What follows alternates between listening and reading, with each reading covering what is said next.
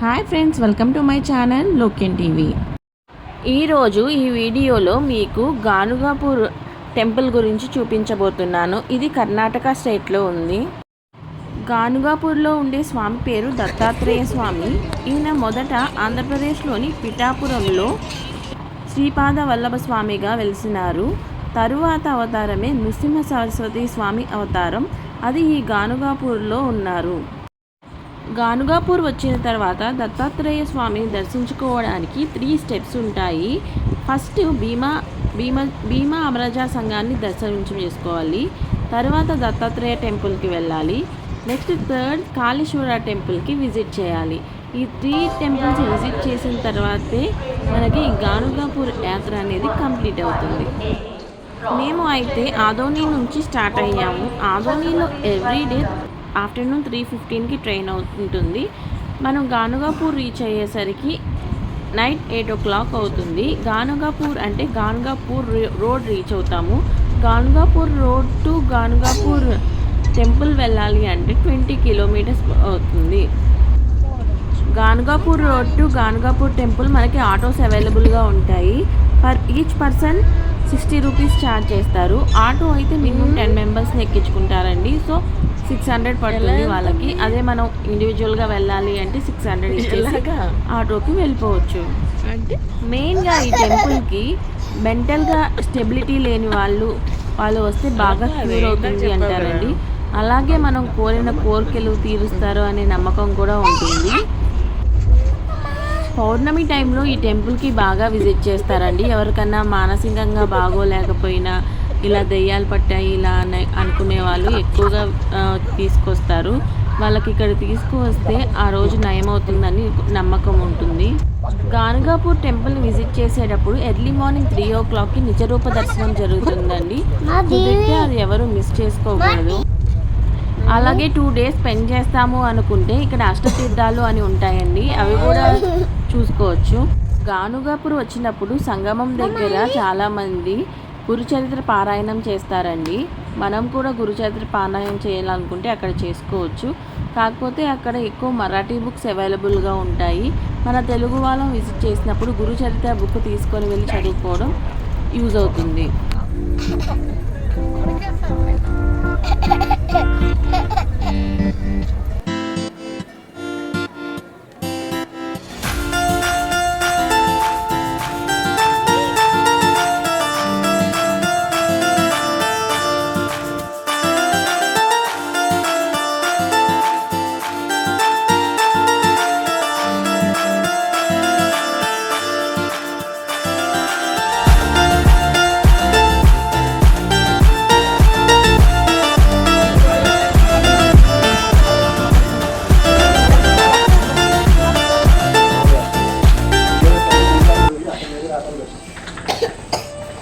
ఇది స్టేషన్ నుంచి బయటకు వచ్చాక ఆటో ఎక్కడానికి ఆటో ఆయనతో కాన్వర్జేషన్ అండి. మేము 600 ఇస్తున్నాము, కానీ ఆయన 800 అడుగుతున్నాడు. మేము ఉన్నది 5 members. ఇంకా అది కాలేదని వేరే ఆటో మాట్లాడుకుంటే వాళ్ళు 300 అడిగారు. సో మేము అక్కడ 2 lifts ఉంటాయండి. మనం మెట్లు ఎక్కి దిగాల్సిన అవసరం లేదు. 1 side లిఫ్ట్ ఎక్కితే మనం ఇంకో సైడ్ లిఫ్ట్లో దిగిపోతాము. సో ఇబ్బంది లేదు. ఈ స్టేషన్కి ఓన్లీ 2 platforms ఉంటాయి. కానీ ఇక్కడ ఏమైందంటే ఈజ్ డిమాండింగ్ 800. వేరే వాళ్ళని రానివ్వట్లేదు. అలా మాకు 2 hours వేస్ట్ అయిందండి. చివరికి పోలీస్ వాళ్ళతో మాట్లాడి వేరే ఆటో 600కి వెళ్ళాము. వెళ్ళేసరికి 10:30 అయింది. యాక్చువల్గా అయితే ట్రైన్ అయితే 8కి దిగిపోయాము. ఆ ఆటో ఎవరిని కుదరనివ్వలేకపోయేసరికి మాకు అంతలా లేట్ అయిందండి. ఇక్కడ స్టే చేయాలి అంటే రూమ్స్ ఉంటాయండి టెంపుల్ దగ్గరలోనే. అలాగే ఆశ్రమాలు కూడా ఉంటాయి. మేమైతే అవధూత ఆశ్రమానికి చేరుకున్నాము. ఈ అవధూత ఆశ్రమం అనేది సంగమంకి దగ్గరగా ఉంటుంది. వాకబుల్ డిస్టెన్స్ అండి. మాతో పాటు ఉన్న వాళ్ళు ఇంతకుముందు వచ్చారంట. సో వాళ్ళకి ఐడియా ఉంటుందని చెప్పి మేము కూడా వాళ్ళతో పాటే వచ్చి ఈ అవధూత ఆశ్రమంలో అయితే స్టే చేసాము. రూమ్స్ అయితే నార్మల్గా ఉంటాయండి, ఉండడానికి బాగానే ఉంటుంది. మేము నార్మల్ రూమ్ తీసుకున్నాము. 2 persons స్టే చేయడానికి ఒక బెడ్ ఇచ్చారు. 1 dayకి 700 అయితే ఛార్జ్ చేశారండి. ఇది ఆశ్రమం బయట వ్యూ అండి. పెద్ద ఆంజనేయ స్వామి విగ్రహం ఉంటుంది, అలాగే వెంకటేశ్వర స్వామి హాల్ కూడా ఉంటాయి. ఇది ఆశ్రమం లోపల అండి. ఇలా రూమ్స్ ఉంటాయి మనకి. కొంచెం సీనియర్ సిటిజన్స్ అలా ఉండి రిక్వెస్ట్ చేసుకుంటే వాళ్ళు కింద రూమ్స్ అలాట్ చేస్తారండి. మాకైతే పైన రూమ్ అలాట్ అయింది. సో రూమ్కి వెళ్ళిపోతున్నాము. ఇది సంగమంకి వచ్చిన తర్వాత తీసిన వీడియో అండి. ఇక్కడ ఫుడ్ కూడా ఆశ్రమంలోనే ప్రొవైడ్ చేస్తారండి. కాకపోతే ఆఫ్టర్నూన్ ఈవినింగ్ ప్రొవైడ్ చేస్తారు. మార్నింగ్ మనమే చూసుకోవాలి. ఇది నైట్ రీచ్ అయ్యాం కదా, అది చెప్పులు అనేవి మనం ఖచ్చితంగా బయటే విడవాలి అండి. ఎవరు లోపలికి ఎలో చేయరు. పొరపాటున మనం కనుక లోపలికి వేసుకొస్తే అవి డస్ట్బిన్లో వేసేస్తారన్నారు. సో మేము బయటే వదిలేసాము. ఇక్కడ రూమ్ అలాట్ చేయడానికి రిసెప్షన్ రూమ్ లాగా అండి. సో లోపల ఉన్నారు కదా, అది ప్రేయర్ చేసుకోవడానికి చాలామంది పారాయణ కూడా చేసుకుంటారండి ఈ ఆశ్రమంకి వచ్చి. ఇది ఎర్లీ మార్నింగ్ సంగమంకి వెళ్ళడానికి రెడీ అయ్యాము. యాక్చువల్లీ వేరే వాళ్ళని అడిగితే ఆశ్రమం నుంచి సంగమం వాకబుల్ డిస్టెన్సే ఉంటుందన్నారండి. ఎంత వాకబుల్ డిస్టెన్సా అని నెట్లో చూస్తే అది 1.8 కిలోమీటర్స్ ఉంది. 1.8 కిలోమీటర్స్ అంటే నడవగలమా లేదా అనుకున్నాము. కానీ చూస్తే అది లైన్ ఆఫ్ సైట్ డిస్టెన్స్లోనే ఉంటుందండి. సో మేము నడుచుకుంటూ అయితే ఆశ్రమానికి సంగమానికి వచ్చేసాము. ఇదే సంగమం అండి. ఇక్కడ చాలా మనం స్టే చేయాలనుకుంటే ఆశ్రమంలోనే కాదండి, ఇక్కడ సంగమం దగ్గర కూడా ఉంటుంది. కాకపోతే చిన్నపిల్లాడితో స్టే చేయలేమని చెప్పి మేమైతే ఆశ్రమంలో ఉన్నాము. చాలామంది ఇక్కడే పడుకుంటారు కూడా సంగమం దగ్గర. ఈ సంగమం దగ్గర భీమా అమరజ సంగమం అని ఉంటుందండి. దాంట్లో స్నానం చేసి ఔదంబర వృక్షం దర్శించుకోవడానికి వెళ్తారు.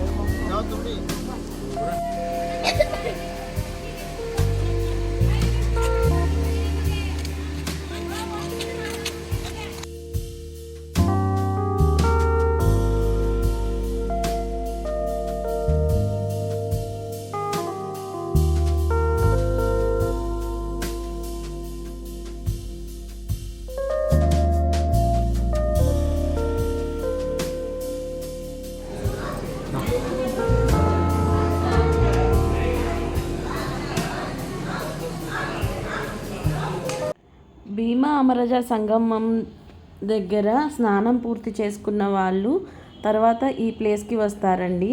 ఇక్కడ గురుచరిత్ర పారాయణం చేసుకోవడానికి అలా సిద్ధం చేస్తున్నారు. ఇక్కడే ఔదంబర వృక్షం అని ఉంటుందండి. ఈ చెట్టు చాలా విశేషమైనది. ఇక్కడ తాళ్ళని అమ్ముతారండి. అవి ఇక్కడ కడతారు. అది ఏదన్నా మనం కోరుకొని ఆ తాడు కడితే అది జరుగుతుంది అని అక్కడ భక్తుల నమ్మకం. అలాగే ఈ ఔదంబర వృక్షం చుట్టూ ప్రదక్షిణాలు చేస్తారు.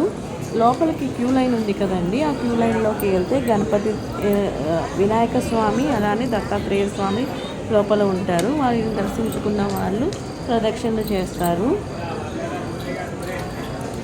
దిగంబర దిగంబర శ్రీపాదవల్లభ దిగంబర దిగంబర దిగంబర శ్రీపాదవల్లభ దిగంబర ఇలా అనుకుంటూ ప్రదక్షిణలు చేస్తారండి. అలాగే ఈ ప్లేస్లో కనీసం ఒక పారాయణ ఒక అధ్యాయమైనా, ఇన్ని రోజుల అధ్యాయాలైనా అలా పెట్టుకొని చదువుతారు. అలాగే పూర్తి పారాయణం చేసుకునే వాళ్ళు కూడా ఇక్కడ చదువుకుంటారండి.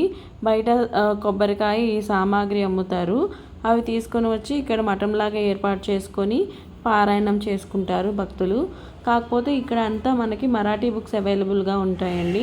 మన తెలుగు వాళ్ళు వెళ్ళినప్పుడు గురుచరిత్ర బుక్ తీసుకొని, భరద్వాజ్ గారు రాసిన గురుచరిత్ర బుక్ తీసుకెళ్తే మనకి బాగా యూజ్ అవుతుంది. అలాగే బయట ఇక్కడ అమ్మడానికి పెడతారండి. మేము గుర్రపు నాడ అని ఉంటుంది కదా, ఇంటికి కట్టుకుంటారు. అలాంటి వస్తువులు కొన్ని ఉంటాయి. మనకి ఎక్కడ దొరుకుతాయో తెలియకపోతే ఇక్కడ అవైలబుల్గా ఉంటాయి, తీసుకో. ఔదంబర వృక్షం దర్శించుకున్నాక ఇక్కడే మనకి దత్తాత్రేయ స్వామి టెంపుల్ కూడా ఉంటుంది. అమర సంగమం దగ్గర ఇదేనండి. కాకపోతే ఇక్కడ ఏంటంటే వెట్ క్లాత్తో అలో చేయరు. మనం నార్మల్ క్లాత్స్ వేసుకుంటేనే అలో చేస్తారు.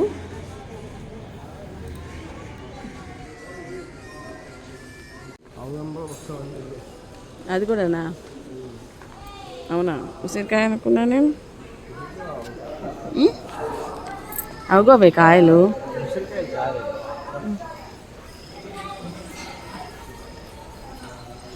బేబీ ప్యాంపర్ చేయించుకుంటాం. అలాగే ఇక్కడ రావి చెట్టు ఇలా ఉంటాయండి. దత్తాత్రేయ స్వామి ఉంటారు.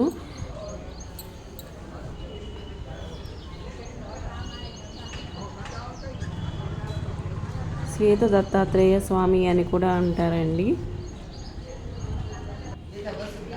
ఇక్కడ అడవిలో దొరికేవి ఇలా అమ్ముతారు. మనకి ఏమైనా కావాలనుకుంటే తీసుకోవచ్చు, అది కొనుక్కోవచ్చండి.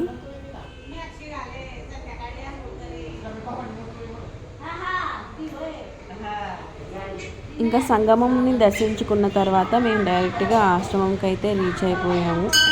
సారీ అండి. ఇంకా సంగమం నుంచి టెంపుల్ని దర్శించుకున్నాక ఇక్కడ శివాలయం ఉంది. శివాలయంలోకి వెళ్ళి శివుని దర్శించుకున్నాము. ఆ తర్వాత బయటికి వచ్చేసాము.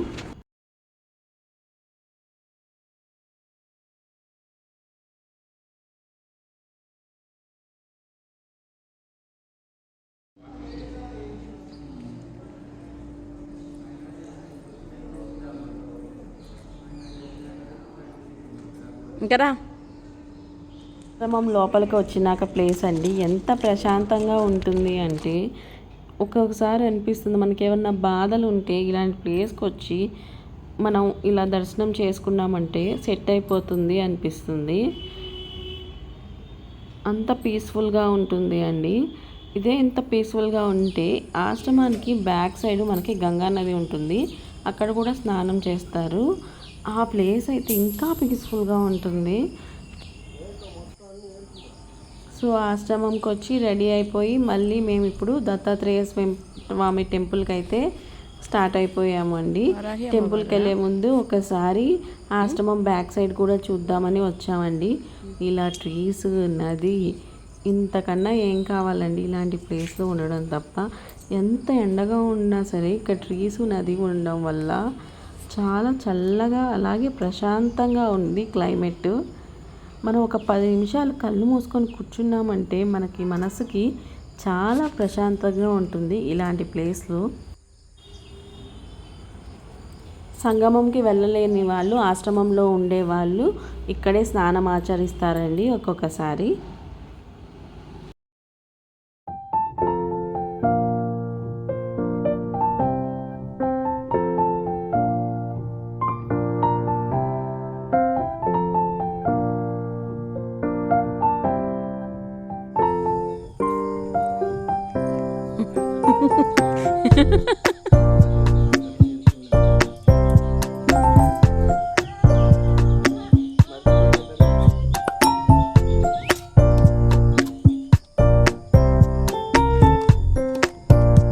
బ్యాగ్లో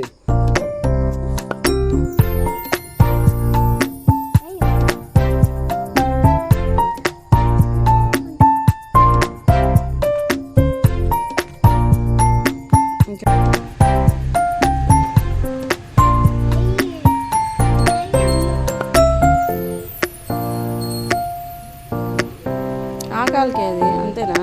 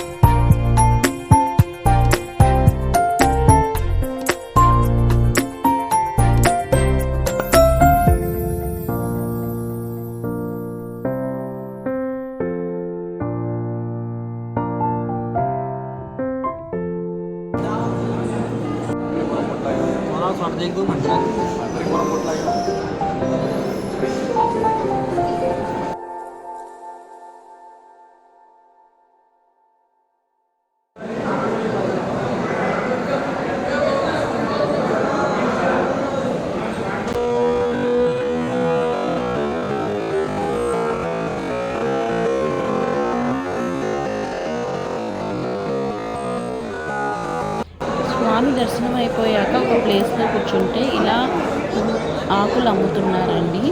ఈ రావి ఆకులు అని అంటారు. సో ఇక్కడ పల్కి స్వామివారు వచ్చి భిక్ష తీసుకోవడం కానీ భిక్ష ఇవ్వడం కానీ చేస్తారు అనే నమ్మకం ఉంటుందండి. సో ఇలా 20 రూపీస్కి 3 ఆకులు అని అక్కడ అమ్ముతూ ఉంటారు. సో అది అయితే మేము కూడా తీసుకొని కూర్చున్నాము అలానే.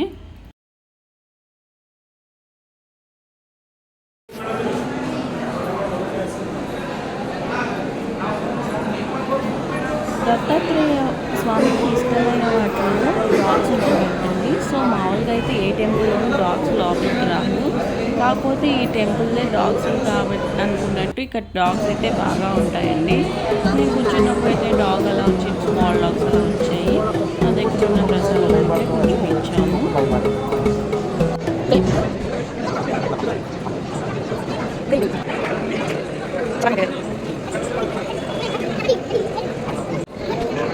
అలాగే కొంచెం ఏమైనా ఆరోగ్యం బాగోకుండా ఏమైనా జరగాలి అని మనం అనుకుంటే ఇక్కడ పూజలు కూడా చేస్తారు అండి. పంతులు ఉంటారు, సామాగ్రి అంతా వాళ్ళే తీసుకొచ్చి పూజలు చేస్తారు.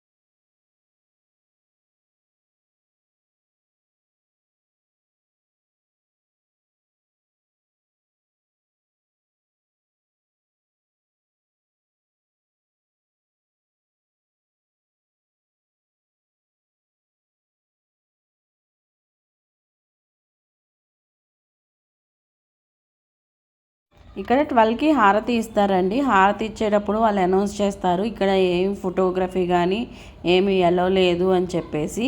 ఇక్కడ ఏమవుతుందంటే హారతి ఇచ్చిన తర్వాత కొంతమంది కొంచెం వింతగా బిహేవ్ చేస్తారండి. సో హారతి ఇచ్చిన తర్వాత అలాగే భిక్ష కూడా తీసుకోవాలి. మేమేంటంటే ఫస్ట్ ఇక్కడ అందరూ కూర్చున్నారు కదా అని కూర్చున్నామండి. వాళ్ళే వచ్చి భిక్ష పెడతారేమో అని. అలా ఉండదండి, వెనకాల భిక్ష తీసుకునే ప్లేస్ ఉంటుంది, అక్కడ మనం లైన్లో వెళ్ళి తీసుకొచ్చుకుంటాము భిక్షని.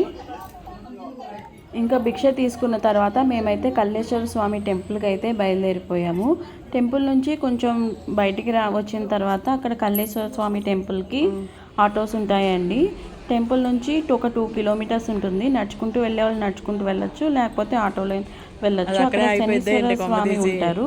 అక్కడ బయట మనకు ఒక బుట్టలా ఇస్తారు అండి, ఆయిల్ అవన్నీ. అక్కడ శనీశ్వరుని దగ్గర పంతులు గారు ఉంటారు, ఆయన మన చేత చేపించి శనీశ్వరుడికి అభిషేకం చేపిస్తారు. అక్కడ ఇందాక చూపించాను కదండి, ఆ ప్లేస్ ఏంటి అంటే మనం ఏదన్నా కోరుకొని కాయిన్ని అది అవుతుంది అనుకుంటే కాయిన్ నిలబడుతుందంట అండి. సో నేనైతే ఒకటి ట్రై చేశాను, అదైతే నిలబడింది. నెక్స్ట్ ఈ 3 టెంపుల్స్ని విజిట్ చేసిన తర్వాత మళ్ళీ ఆశ్రమంకి వెళ్ళిపోయి ఒక 1 అవర్ రెస్ట్ తీసుకొని మేమైతే సో ఈ వీడియో కనుక మీకు నచ్చినట్లయితే లైక్ చేయండి, సబ్స్క్రైబ్ చేయండి. అలాగే